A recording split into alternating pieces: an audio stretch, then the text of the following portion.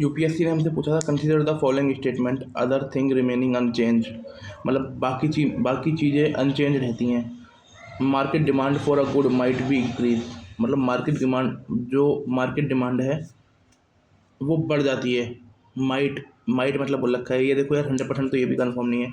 Increase if price of it substitute increase, मान लीजिए जैसे जैसे चाय वालों ने कुछ नहीं किया, चाय बेचने वालों ने कुछ नहीं किया, परंतु कॉफ़ी की प्राइस बढ़ गई तो अचानक चाय की डिमांड बढ़ जाएगी। कॉम्प्लीमेंट कैसे यार, अगर पकौड़े की डिमांड बढ़ जाएगी तो चाय की डिमांड तो अपने, पकौड़े का प्राइस कम हो जाएगा तो पकौड़े की प्राइस बढ़ जाएगा तो चाय की डिमांड तो अपने आप ही कम हो जाएगी। बोले अरे यार 100 रुपये का पकौड़ा आता है, कौन खाए, हम नहीं खानी, हमें चाय भी नहीं पीनी। इफ़ और ये बोल रखा है इन्फीरियर गुड है और इनकम, कस्टमर की इनकम बढ़ रही है। भाई जब बंदा अमीर होता है तो फिर क्यों बंदा लेगा इन्फीरियर गुड, बंदा लेगा high class good. Price fall, अगर प्राइस कम हो रहा है तो मार्केट डिमांड तो अपने आप बढ़ेगी। जय बाबा की। An increase a rise in the journal level of price में कॉस्ट, जर्नल लेवल पे प्राइस बढ़ता है, क्यों बढ़ता है? इंपॉर्टेंट चीज़ है भाई, ऐसी वैज्ञानिक चीज़ें मैं ही बता सकता हूँ बस। N increase in the money supply, सही बात है, मनी सप्लाई इंक्रीज हो रहा है। एक सेकंड के लिए। A rise in the journal level price में कॉस्ट, जर्नल लेवल पे प्राइस क्यों बढ़ता है? मनी सप्लाई बढ़ रही है। Decrease aggregate level of output, जब किसी चीज़ का लेवल आउटपुट कम हो रहा है ना तो वो चीज़ सप्लाई कम है तो अपने आप ही प्राइस बढ़ जाएगा। इंक्रीज इफेक्टिव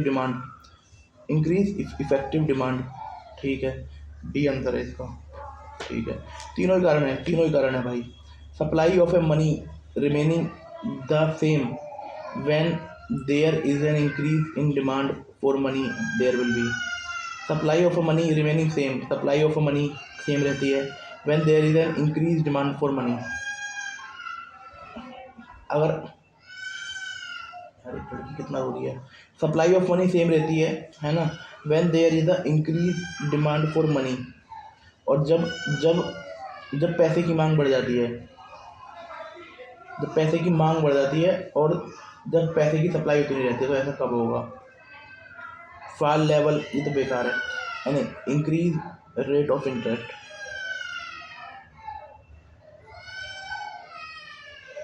सी आंसर है क्या इसका यार? Increase rate of interest.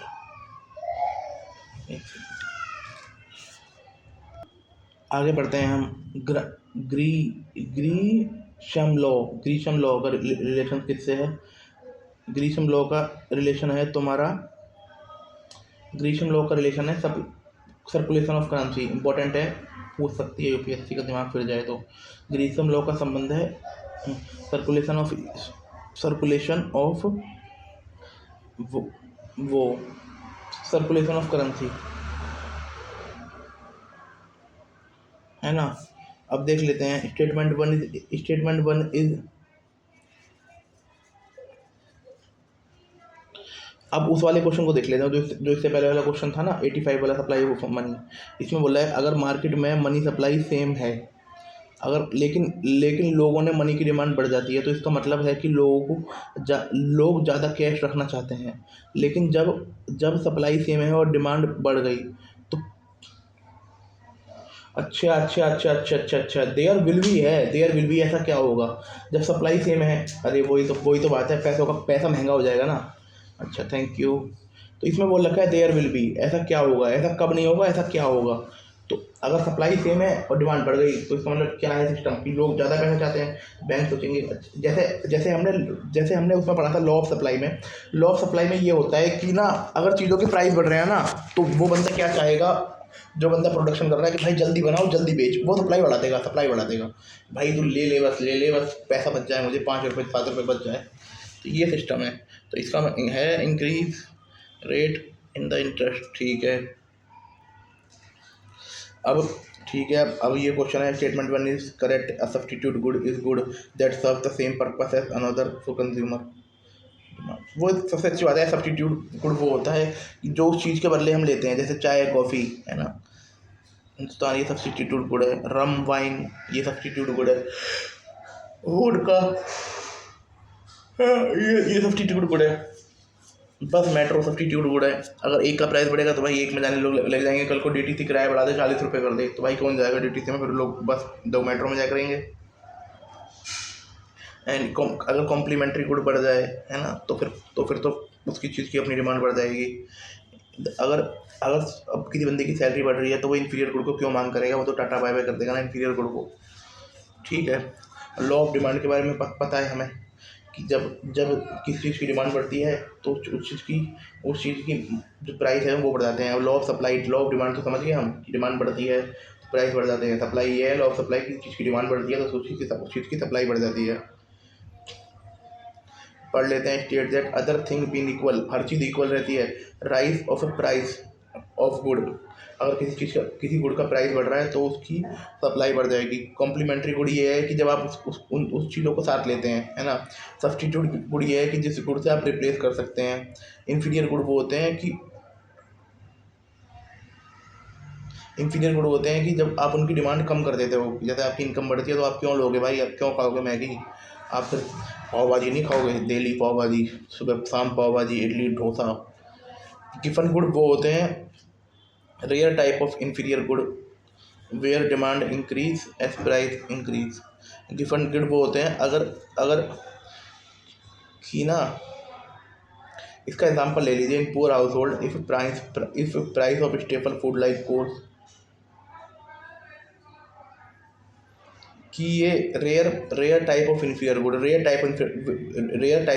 Good होते हैं वेयर डिमांड इंक्रीज होती है एज प्राइस इंक्रीज होती है, डिमांड इंक्रीज होती है due to strong income effect overriding substitution. अब देखो गिवन गुड वैसी वस्तुएं होती हैं, अगर मान लो किसी चीज़ की गेहूं की डिमांड बढ़ रही है यार, लोगों को ऐसा लगता है कि यार भाई इससे पेट भर लेते हैं यार, अब दूसरी चीज़ों को खरीदने के लिए अब 20 रुपये में तो सब्जी आएगी नहीं, लोग सोचते हैं रोटी ले लेते हैं, रोटी से ही पेट भर लेते हैं।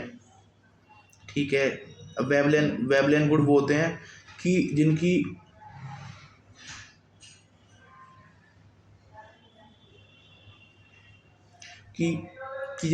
प्राइस बढ़ते हैं तो उनकी डिमांड बढ़ती है। रोल्स रॉयस, अगर रोल्स रॉयस 50 लाख रुपए की हो जाएगी तो अमीर लोग खरीदना बंद कर देंगे। Good for which demand increase as price increase.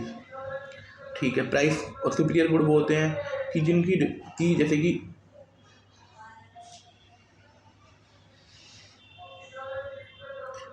आपकी डिमांड तो बढ़ रही है 5 रुपये, आप और सुपीरियर गुड खरीदने लग जाते हो। आपकी जो डिमांड बढ़ी है, आपकी जो इनकम बढ़ी है वो 5 रुपये के हिसाब से बढ़ी है, पर आप 6 रुपये सुपीरियर गुड खरीदोगे। आपका जो आपकी डिमांड इंक्रीज होती है ना, वो आपकी इनकम से ज़्यादा प्रोपोर्शनली रिड्यूस होती है। नॉर्मल गुड वो गुड होते हैं जब आपकी इनकम बढ़ती है ना, तो अपने इनकम जितनी प्रोपोर्शन में आपकी इनकम बढ़ी है, जितनी परसेंट आपकी इनकम बढ़ी है, आप उनकी डिमांड तो बढ़ेगी पर उतनी परसेंट नहीं बढ़ेगी, थोड़ी कम पड़ेगी। पब्लिक गुड वो होते हैं जिनका यूज़ कोई भी कर लो भाई, कोई भी करते रहो, कोई फ़र्क नहीं पड़ता। सड़कें, रोड, तालाब, झील, street light. Elasticity of demand वो होती है कि भाई प्राइस में 5 रुपये का अंतर आया, डिमांड में 13 रुपये का अंतर आ गया। प्राइस में 8 रुपये का, प्राइस में 2 रुपये का अंतर आया, प्राइस 2 रुपये कम हुआ, डिमांड बिल्कुल ही कम हो गई। ये वो है इलास्टिक वाला। Thank you.